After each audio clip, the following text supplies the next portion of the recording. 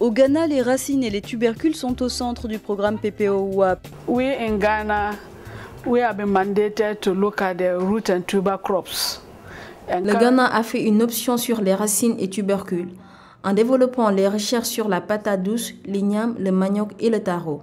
Nous faisons aussi la vulgarisation de la technologie améliorée en ce qui concerne la patate douce et le manioc, à travers 30 départements dans les 10 régions que compte le Ghana. À ce jour, nous avons ciblé 3600 paysans dans le cadre de la vulgarisation. Au Centre national de spécialisation sur les racines et tubercules du Crops Research Institute, un centre du CSIR situé à Koumassi, des technologies existantes sur l'igname, le manioc, la patate douce et le taro ont commencé à être diffusées auprès des producteurs. This field contains all the 18 varieties of cassava that we have released in Ghana.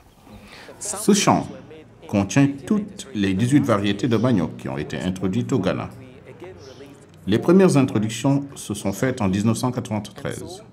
L'année dernière, grâce au WAP, 4 nouvelles variétés ont été introduites. Nous les avons plantées à côté d'autres variétés qui ont été introduites afin de pouvoir comparer leurs performances. Le programme d'amélioration de la patate douce est le programme principal sur la patate douce au Ghana.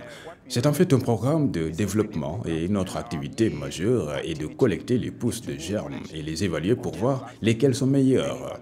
Nous faisons aussi du croisement. En ce qui concerne le programme de développement, nous travaillons sur des plantes venues d'ailleurs et nous les testons pour voir si elles sont bonnes pour nous. Après les tests effectués dans les champs des paysans et dans nos stations, nous analysons les résultats de ces produits. Nous développons ici des variétés pour le programme. Cocoyam is a very important starchy staple. Le taro occupe une place importante dans le régime alimentaire de millions de gens dans les tropiques. Au Ghana, le ratio de consommation est de 54 kg par an, ce qui montre l'importance de cette culture pour le Ghana.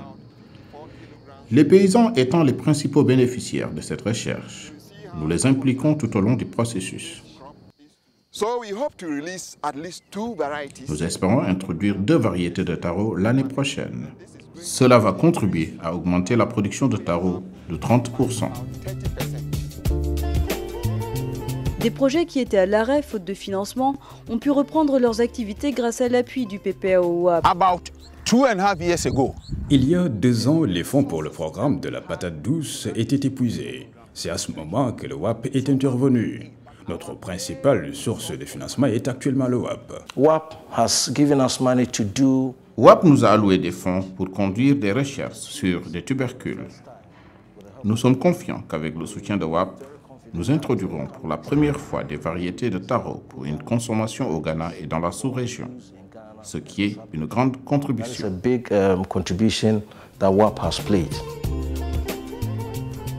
L'intense collaboration entre chercheurs, producteurs et transformateurs est la spécificité du PPO-WAP Ghana qui a permis de créer des activités connexes telles que la production de champignons à partir de déchets de manioc et d'igname.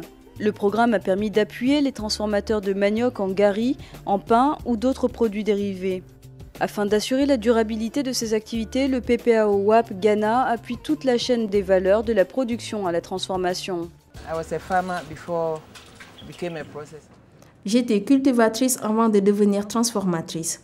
Au moment des récoltes, je n'avais aucune idée sur l'écoulement de ma production. La raison est que dans les marchés, nos produits n'étaient pas directement consommables. Par consommable, j'entends des produits prêts à être pilés pour la cuisson. Et donc, je me retrouvais avec toute ma production sur les bras. Voilà pourquoi je suis passée à la transformation du manioc en gari. Quand nous mettons au four des produits de pâtisserie avec uniquement de la farine de manioc, cela nous est bénéfique. Les clients l'apprécient beaucoup. Quand aussi nous la mélangeons avec de la farine de blé, le contenu et la qualité de nos pâtisseries restent meilleurs. Des techniques de séchage du manioc ont pu être transférées et adaptées par les producteurs. Ce projet prend en compte la formation des agriculteurs sur l'utilisation de séchoirs solaires de nos produits agricoles, tels que le manioc. Avant l'arrivée de ce projet, le gari ou le manioc était séché à même le sol. à l'air libre avec beaucoup de poussière, sans oublier les animaux en divagation et tous les autres problèmes de séchage à l'air libre auxquels nous faisons face. Mais avec l'installation de ce projet et sa nouvelle forme de séchage, tous ces problèmes connus d'avant sont maintenant éliminés. Nous mettons à disposition des sous-produits de manioc purs et propres. Toute contamination en général est évitée grâce au conditionnement hygiénique. La mécanisation a reçu également du PPAO-WAP un appui financier afin de diffuser les technologies existantes comme cette machine à récolter le manioc mise au point par un chercheur de l'université Kwame Nkrumah des sciences et technologies. Afin d'assurer la durabilité de ces activités, le PPAO-WAP Ghana appuie toute la chaîne des valeurs de la production à la transformation.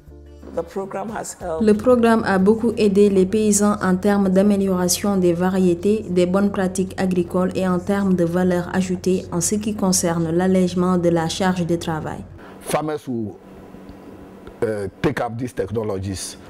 Le cultivateur qui s'approprie ces technologies et l'utilise voit un développement de sa production agricole et cela produit un impact positif sur ses revenus. Vu l'engouement du PPAO-WAP auprès des utilisateurs, les autorités ne cachent pas leur satisfaction et leur espoir en agriculture performante au Ghana et en Afrique de l'Ouest. Comme on peut le voir, l'implication de tous les acteurs que sont les producteurs, les chercheurs, les transformateurs, le secteur privé et les décideurs politiques, tant au niveau national que régional, est le gage de la durabilité des activités du PPAO-WAP. En outre, dans le cadre de la collaboration régionale entre les chercheurs, une vision qui fonde l'existence du PPAO-WAP, des échanges scientifiques sont régulièrement organisés pour permettre aux chercheurs d'apprendre des uns des autres et de partager leur expérience. Aujourd'hui, le PPAO-WAP s'est étendu à 13 des 15 pays de la CEDEAO. Ceci est un signe de l'engouement des pays pour ce programme, mais aussi le fruit du plaidoyer du CORAF WICARD et de la CEDEAO.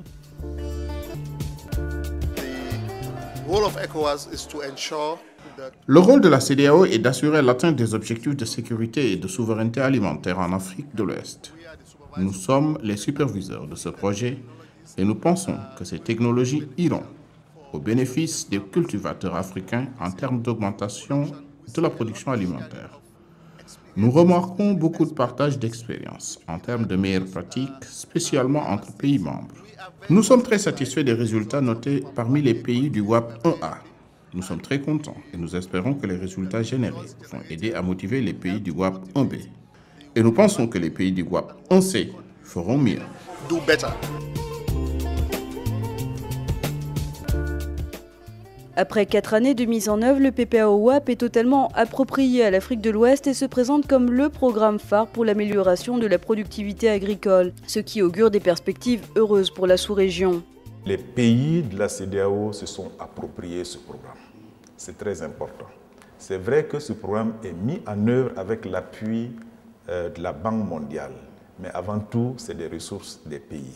Et ce programme s'inscrit dans l'objectif de ECOWAP, qui est lui-même aligné sur le PPDAA, le programme détaillé pour le développement de l'agriculture, qui voudrait que d'ici 2015, que vraiment il y ait des améliorations au niveau de la productivité, au moins 6%, et que les pays s'engagent à investir au moins 10% dans le développement rural. Et ce programme vraiment est une matérialisation concrète de ces engagements de Maputo et à moins que le programme PDDA ne disparaisse, je pense que c'est un programme qui est appelé à perdurer.